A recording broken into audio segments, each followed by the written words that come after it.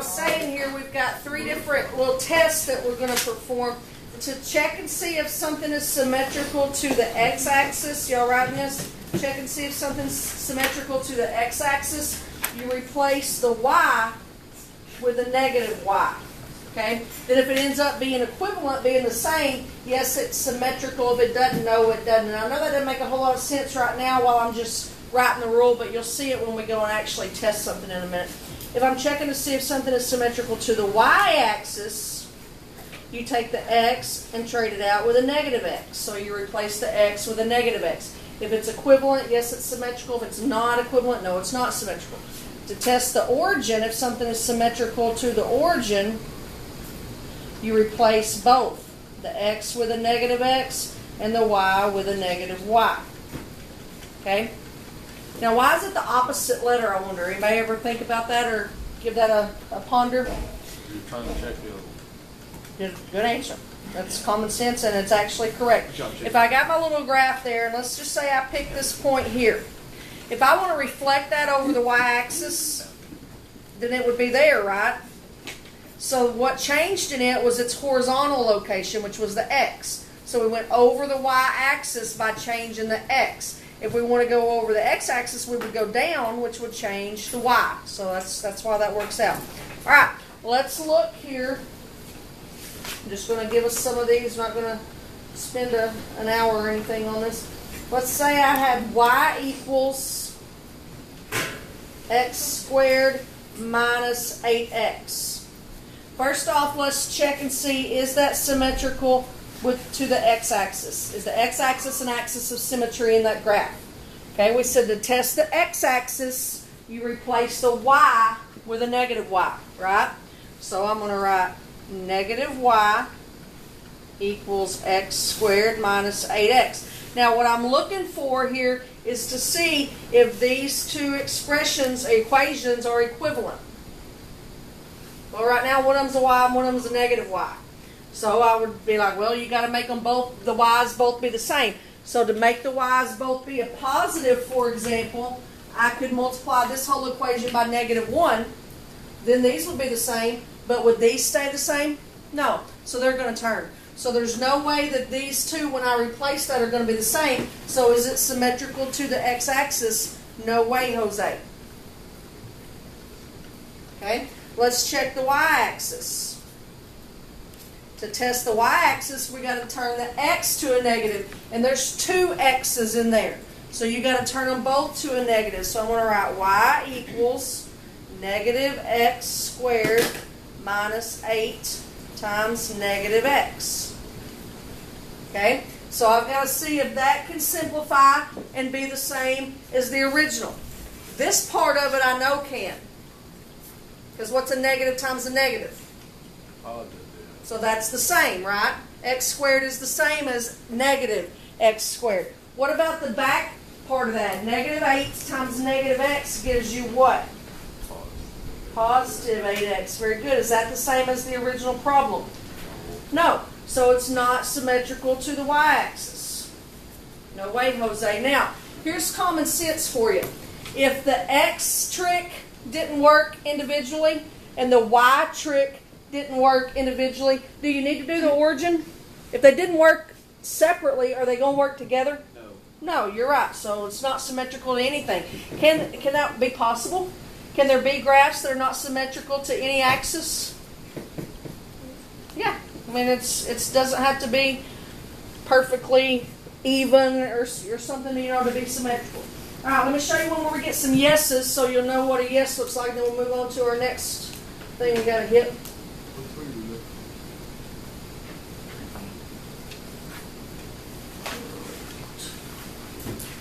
What if I have... let's just do y squared equals 4 minus x squared. Alright, here we go. We're testing to see if that's symmetrical to the x-axis. Which variable do I change if I'm testing the x-axis? The y. The y. So I'm going to say negative y squared is equal to 4 minus x squared. Alright, so are those two equations equivalent? Yes. Yes. because when you square that negative, that turns positive. So everything is exactly the same. So are those symmetrical to the x-axis? Why, yes, they are. Okay, let's test the y-axis.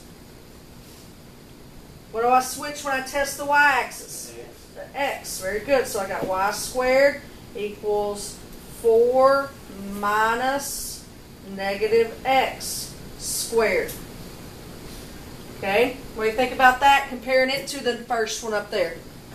Yeah, both.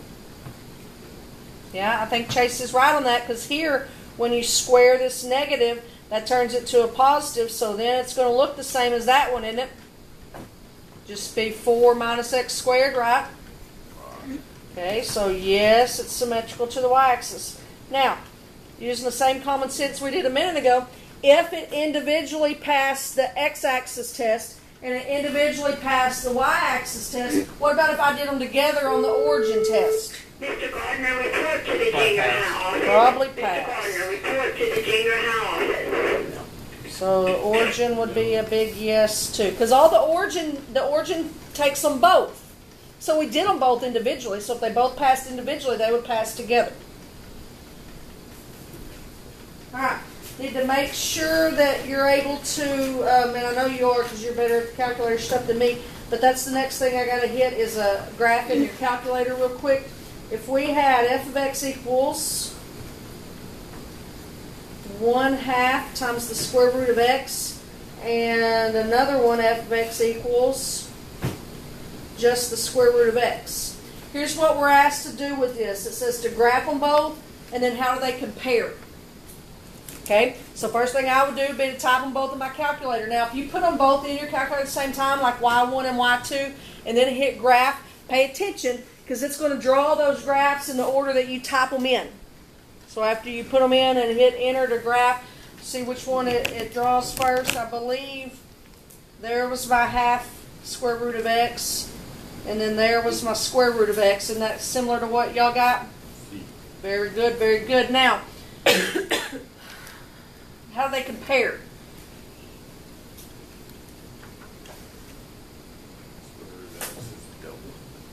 Very good, sir. Rutledge. He said the square root of x is double, and I like that because he went reciprocal way with me on there. Very good. If you picked out any point here on the 1/2 square root of x, that same y value would be doubled on that one, wouldn't it? First period, they said the other one was halved, and that's true. Okay, like, make up some numbers here. This is just made up stuff. Grace, don't let this bother you. If this is over 2 and up 4, this one will be over 2 and up 8. Right? Because it's doubled up there. Okay? Why doubled? Why halves? This is deep. Because it's got a half. I know that people first period didn't understand that. Because they said, well, so it's going to be doubled every time. No, if it said a third, then it'd be triple. Right? Woo! Blow your mind there. That's some deep stuff. Alright, anybody need help graphing or comparing? That's stuff you've been doing for a while. Pretty simple. Simple. Alright, this next thing we got to talk about, I'm going to turn this off and just probably going to blow the system out of whack, is when functions are increasing and decreasing. And this is fun stuff. I like talking about when functions increase and decrease because it's easy and it's fun. No fun, sir. Yeah, remember the Titans? And the new coach walks in and the one's smiling and he's like, why are you smiling? He's like, it's football's fun. And then they start yelling at him. He's like, no fun, sir. It's funny stuff.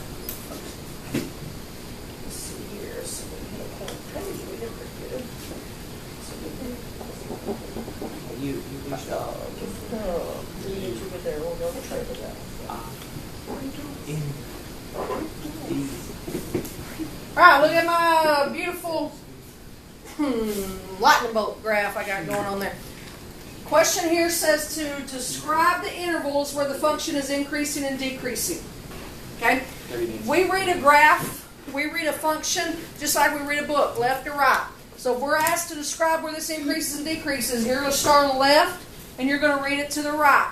Okay, so if I jump on that graph on the left and start riding my bike, I'm immediately going uphill.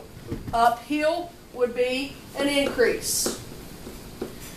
So I am increasing, this keeps going forever, from negative infinity to there, right? How do I describe that? We're reading left to right, so we're reading the x values. So that would be negative 1, negative 2. So I increase from negative infinity to negative 2. Why do I put a bracket on negative 2? Because I touch it, right? Parentheses if I don't touch it, bracket if I do. Okay, what happens when I'm riding my bike and I get to negative 2? Whee! Going downhill. So we are decreasing from negative 2, 1, 2, right? Did you get that, Caitlin? Now, what happens when I hit 2? Oh, you better get a swig because now you got to start going back uphill again. So back up. I'm back over here on the increasing. From 2 to forever. You got to pedal uphill for a while now. Okay? Pretty simple on that, right? And that's something that's that easy, but sometimes when you see those words describe the intervals where the graph is increasing and decreasing, you do this. When it was really just something that simple. We see it a lot on parabolas, and people don't think a parabola can be increasing or decreasing. So let's look at this parabola over here on the side. This will be a hard bike ride for sure, but if I were riding my bike on this, when I get on it, I'm immediately going downhill. So I'm decreasing, and this is going to the left, so that's negative infinity. It stops decreasing there at the vertex, which I see here 1, 2, 3, 4, 5. Then once I hit the vertex, I start increasing, so I increase from 5 to forever. So don't think that a parabola doesn't increase and decrease. It does. I don't know why people don't think that. Y'all can tell it does, can't you? Yeah. Si, senor. Oh, Grace just looked up and was like, oh.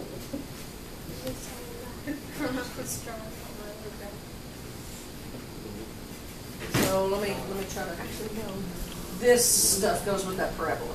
Does that make sense? Okay.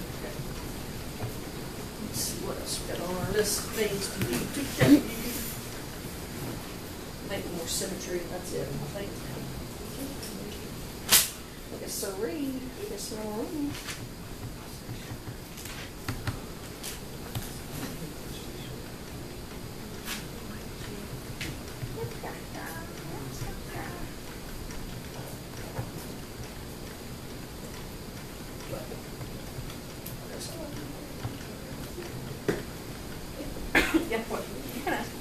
Is it a negative 5 or a regular 5? That is a regular 5 because it was this point. So 1, 2, 3. Oh. It's on the x's as you read left to right, so you're on the x's. That's a common problem I have when we do that. Will you ever read on the y? You know? Like that?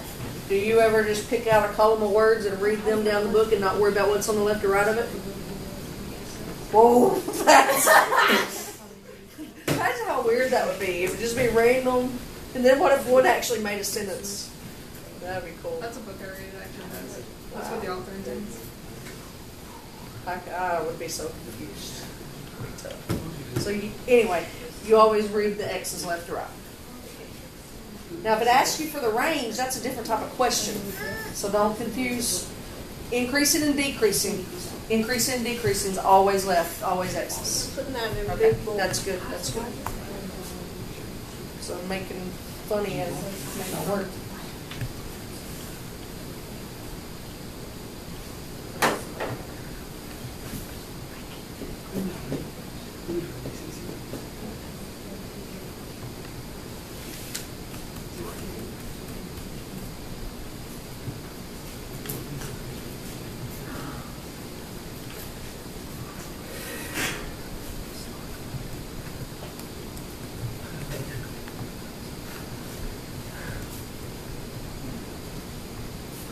Alright, kind of moving pages. Alright, back to finish up here with some things that may or may not be symmetrical.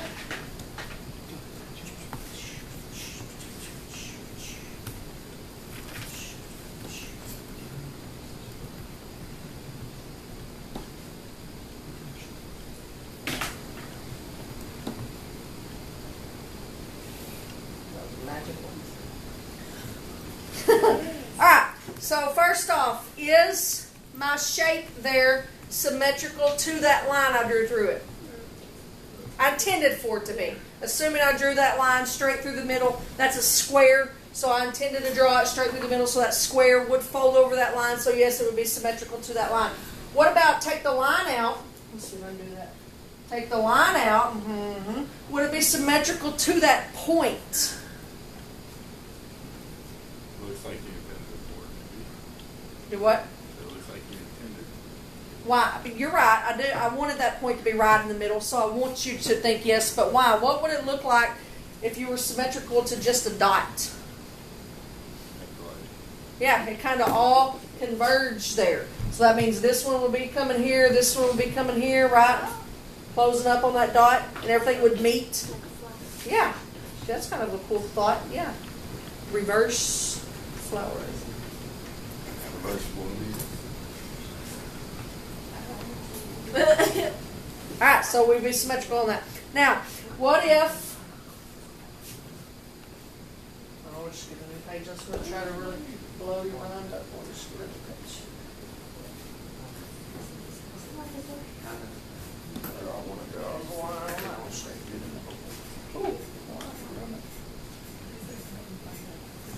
Sweep that just a small, maybe just a smidge.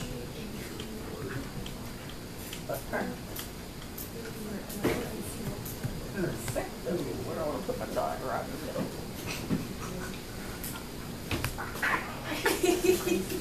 I had it so good.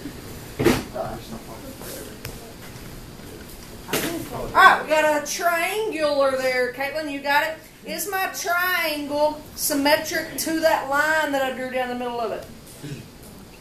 May agree? I could fold that over that line and it'd be pretty good. Is there any other line of symmetry I could draw on that triangle? From either the bottom corner straight up. Right. Assuming I drew an equilateral triangle, I could also go from those there, right? Of course, I missed horribly, but you get what I'm saying there, right? So there could be more than one line of symmetry in that. Okay, so the line, yes, it is symmetric to that line. Oh, I wanted to move the line. What about that point? Chase is right. That's a hard one to visualize. I like what Grace was doing there. Not going to be symmetrical to that point, right? If you think about folding it up over that point, you got three little peaks that are going to be up there. They're not going to all meet, right? Okay. So I'm not a visual person, so I don't always, this is stuff that gives me a hard time. It's cool that y'all are seeing it right away because I'm like having to think about it and doing what Grace is doing. And you're right, that would not be symmetrical to that point. Okay, couple more.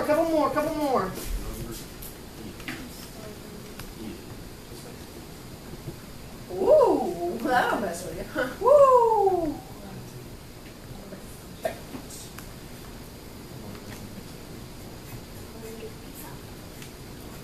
I think I want it in the middle. Alright, so we're going to pretend, I think I got close. We're going to pretend my line there goes through the center of the circle and that dot that I drew is on the center of the circle. If it's not perfect, bear with me and we'll pretend like it does. Okay, so if I drew what I wanted to and that line goes through the center, is it symmetrical to that line? Yes. Where else good? Where else could I draw a line of symmetry through that circle? Any other point. As long as it goes through the center. Very good. Couldn't draw something that just cuts it somewhere. It's got to go through the center. But you could draw an infinite number of line of symmetries through there. Okay. What about the actual center? Could the actual center be symmetric there? And one thing that's key on that, and it helps me a little bit, is that we know that that's equidistant. So when we fold it up over that, it's going to be equal and it's going to meet all the way around. That triangle, if we go back and think about folding that up, you got, a point that's going to meet a side. So it doesn't work out very good on that triangle. Very good. Alrighty. So let's recap stuff that we've talked about. We did a test for symmetrical to the x-axis, y-axis, and origin. Y'all can all do those, right?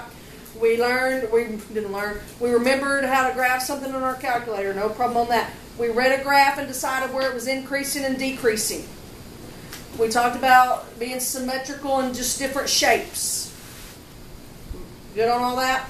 Not too bad. There hasn't been really much new stuff in this little unit that we got. We got one lesson left in it, and it's piecewise stuff. We talked about piecewise in Algebra 2, but not very much. So it is something that you should remember hearing about, but we didn't spend a whole lot of time on it. So we'll do piecewise on Monday. Tomorrow we're going to have an assignment. Assignment tomorrow, piecewise on Monday, and then we're going to take a test Thursday. So a week from today we're going to have a test, and then you're out of school on Friday. You'll get an extra long weekend next weekend. And we're out on Monday. Yep, That yep. following Monday. Yep, so you get an extra long weekend next weekend. Okay, one of them is President's Day, one of them is we got a teacher work day. So y'all- On the Friday we do, I think. I think that's what it is. Alright, that'll be a wrap. I don't have an exit question for you today. So sorry. I know you're disappointed. Sorry, Grace. Alright.